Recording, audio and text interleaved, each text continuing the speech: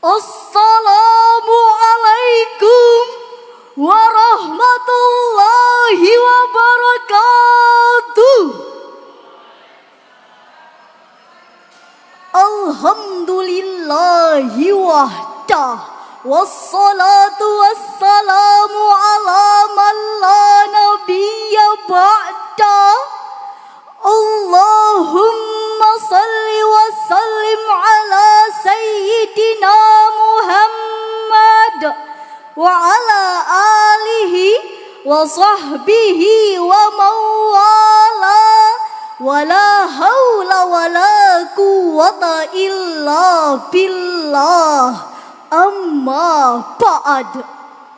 Dewan Hakim yang arif dan bijaksana dan hadirin yang berbahagia, teknologi yang semakin canggih membawa dampak luas di semua belahan bumi, tak terkecuali Indonesia. Ia laksana pisau bermata dua, bisa memberi nilai positif dan negatif, tergantung siapa yang memanfaatkannya. Teknologi informasi misalnya bisa menjadi media pembentukan karakter terpuji atau al-akhlakul karimah, dan bisa menjadi media dekadensi moral atau al-akhlakul mazmumah, khususnya bagi generasi milenial. Berita tentang seks bebas serta kematian akibat miras dan narkoba di kalangan generasi muda hampir setiap hari memenuhi halaman media sosial. Bahkan dilansir dari sorongnews.com, baru-baru ini, tepatnya pada tanggal 25 Mei 2024, dunia pendidikan dikagetkan dengan ulah 7 orang pelajar di bawah umur di kota Sorong menodai kesucian seorang anak perempuan yang juga masih berusia di bawah umur. Nauzubillahi min zalik.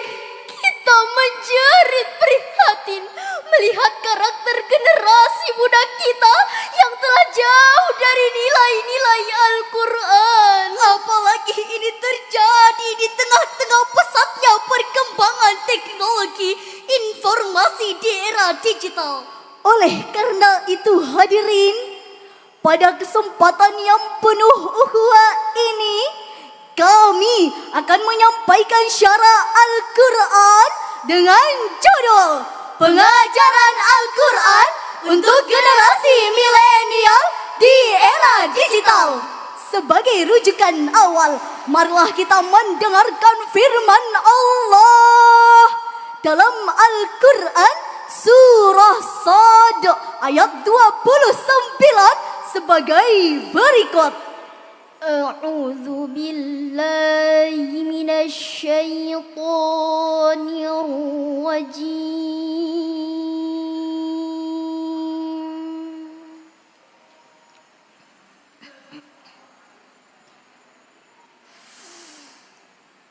Bismillahirrahmanirrahim.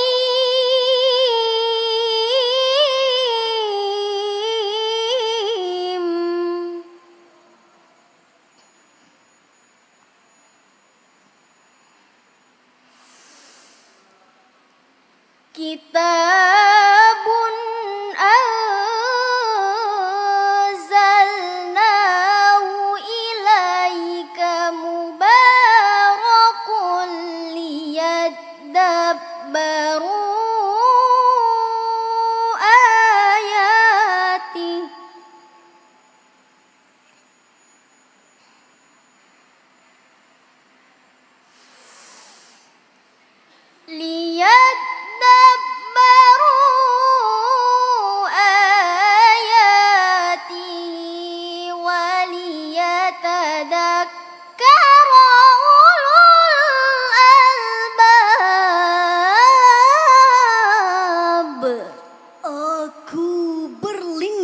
Kepada Allah dari usia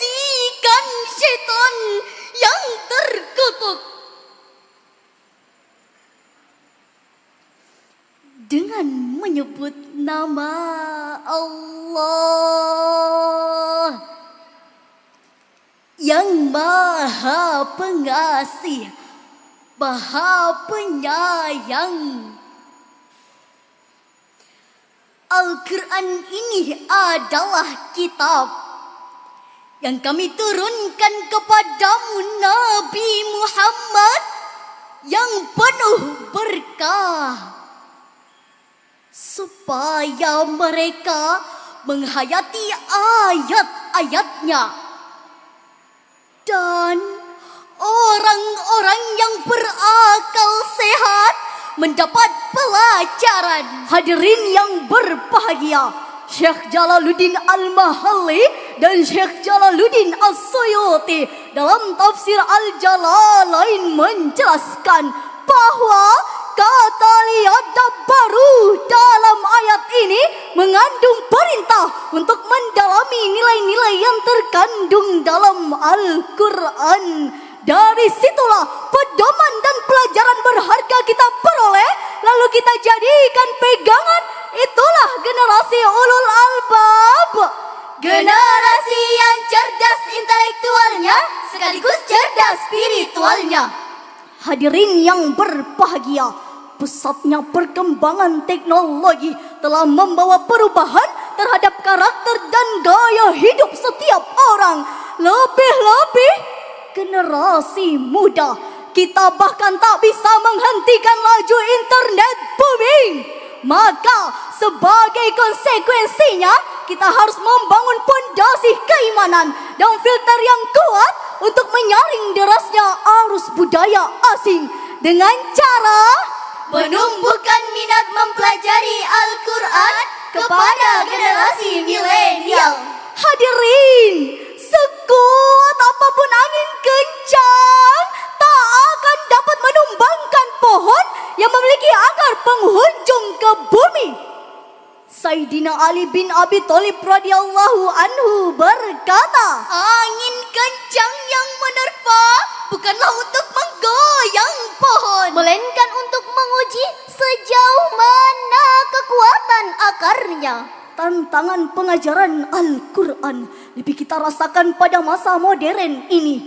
Belum lama ini, Presiden Joko Widodo telah menaikkan peraturan pemerintah nomor 28/2024 yang salah satunya mencakup penyediaan alat kontrasepsi bagi warga usia sekolah dan remaja. Dikhawatirkan akan terjadi legalisasi perzinahan di kalangan remaja dan pelajar. Nauzubillahi min zalik. Tidak cukup sampai di situ. Pada bulan April 2024 yang lalu, media tanah air juga digemparkan dengan kasus mega korupsi timah yang diperkirakan akan berakibat pada kerugian keuangan negara sebesar 271 triliun rupiah. Dana yang cukup untuk membangun puluhan ribu madrasah serta pondok pesantren dengan semua fasilitasnya. Marilah kita memohon ampun kepada Allah Subhanahu wa ta'ala. Astaghfirullah. Ya Tuhan kami,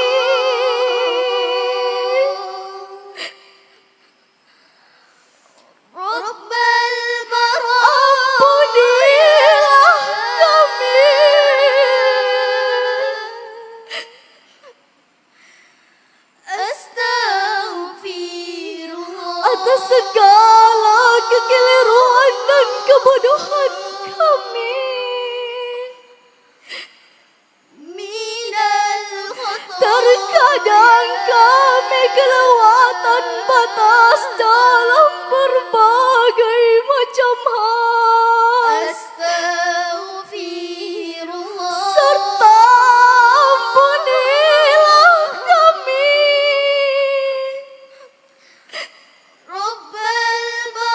atas segala dosa-dosa kami.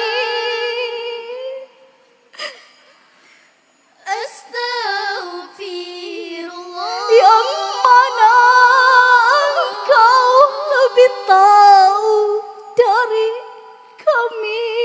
Minal khotoya. Hadirin yang berbahagia, kita juga prihatin atas sejumlah peristiwa yang terjadi di kalangan generasi kita yang mencerminkan rusaknya karakter mereka. Antara lain, pertama, kasus narkoba. lagi-lagi kita dikagetkan dengan sebuah berita yang dilansir dari British Broadcasting Corporation pada tanggal 18 Agustus 2022. Adanya penangkapan oknum perwira yang dipercaya sebagai kasat reserse narkoba dan diyakini mampu memberantas narkoba, Malah tertangkap atas kepemilikan dan pengedaran narkoba.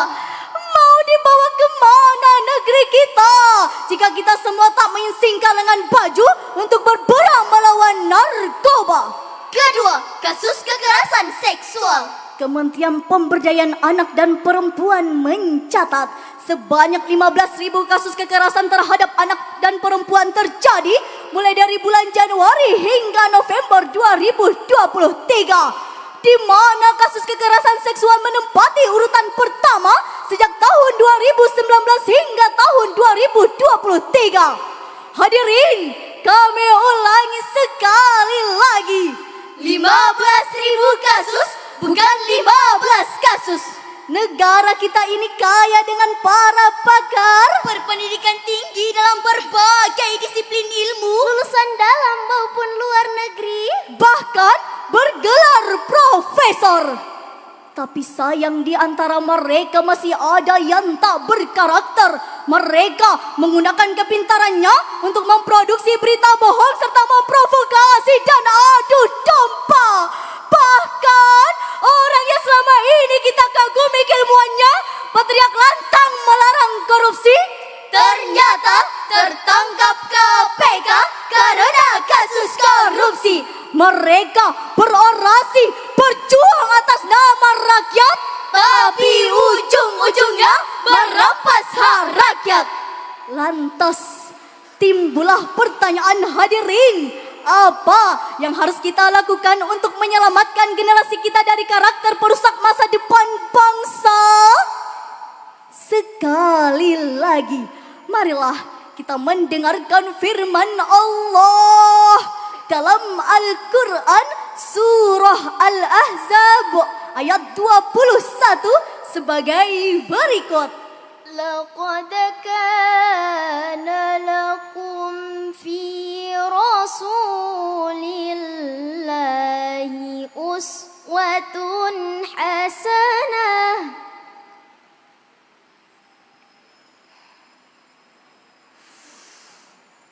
لمن كان يرجو الله واليوم الآخر وذكر الله كثيرا.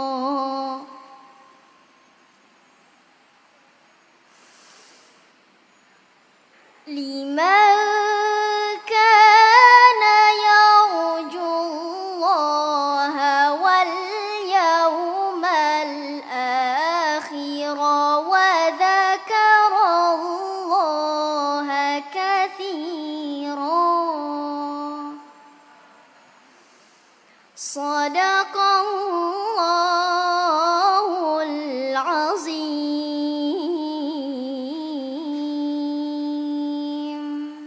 Sungguh telah ada pada diri Rasulullah itu suri teladan yang baik bagimu, yaitu bagi orang yang mengharapkan rahmat Allah dan kedatangan hari kiamat, juga banyak mengingat Allah.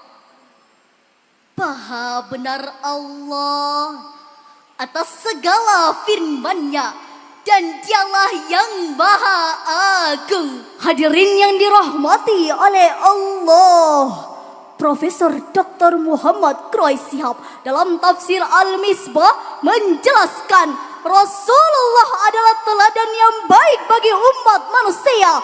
Beliau mengajarkan nilai-nilai karakter mulia, meliputi akhlak kepada Allah, akhlak kepada sesama manusia, bahkan akhlak kepada alam semesta. Rasulullah sallallahu alaihi wasallam pernah bersabda, Akmalul mu'minina imanan ahsanuhum khuluqan. orang mukmin yang paling sempurna imannya adalah yang terbaik akhlaknya. Hadis riwayat At-Tirmizi. Pada kesempatan ini kami mengajak hadirin untuk menyampaikan salam rindu kepada Nabi Muhammad sallallahu alaihi wasallam, sang penerima wahyu Al-Quran. As-salatu Ya Nabi Allah,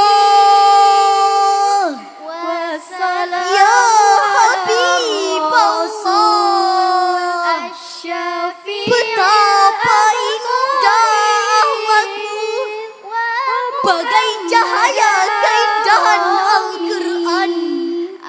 Rindu kami padamu sepanjang waktu. Engkaulah cermin bagi hidup kami, teladan yang tak pernah padam.